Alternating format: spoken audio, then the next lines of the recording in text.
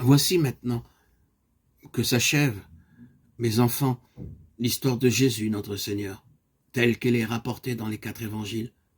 Les 40 jours touchaient à leur fin et le Christ avait dit aux hommes tout ce qu'il avait à leur apprendre. Désormais, ils pouvaient les quitter. En se reportant au petit livre de la bonne nouvelle, en écoutant ses leçons, en suivant ses exemples, il était sûr que tout homme pouvait gagner le ciel et, comme lui-même, vivre d'une vie éternelle. Sa tâche était donc terminée et il pouvait écouter la voix de son Père qui, du fond de l'infini, l'appelait pour aller régner avec lui sur le monde. Il avait ordonné à ses disciples de retourner tous dans Jérusalem, la cité sainte par excellence, l'endroit aussi de sa passion. Sans doute voulait-il que sa gloire éclatât là même où avait eu lieu son supplice. Sans doute encore était-il nécessaire que pour remplacer les Juifs, ce fût dans la ville même qui avait refusé de reconnaître le Messie que se produisit sa suprême manifestation. La dernière journée était belle, une de ces journées de mai qui, en Palestine, tout emplie de lumière et de chaleur, annonce déjà l'été. En prenant avec ses amis le chemin qui, bien souvent, jadis, il avait suivi, le chemin qui descend dans le val de Cédron, puis remonte vers la haute colline qui fait face à la ville, Jésus s'arrêta, accompagné de tout un groupe au sommet du mont des Oliviers.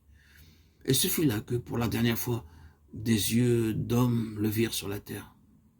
Il s'était mis à prier, les mains levées vers le ciel, la face tournée vers la lumière, comme si un dialogue muet s'était établi entre son Père et lui. Observant le même silence, les apôtres et les saintes femmes priaient aussi au fond de leur âme. Et soudain, ce fut tout à fait simple.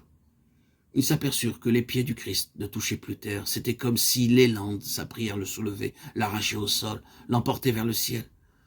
Tous muets de surprise.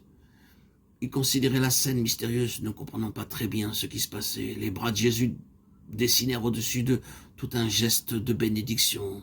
Il s'élevait de plus en plus dans les airs. Déjà, il n'appartenait plus à la terre. Quelques instants plus tard, au milieu de leur cercle, il n'y eut plus qu'un grand vide, l'endroit où s'était tenu le divin maître. L'ascension était finie. Dieu le Père avait rappelé son Fils auprès de lui.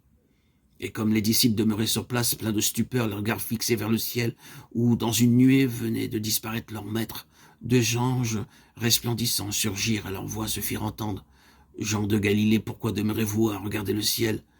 Ce Jésus qui vient d'être enlevé du milieu de vous, il en reviendra un jour, de la même manière que vous l'avez vu monter.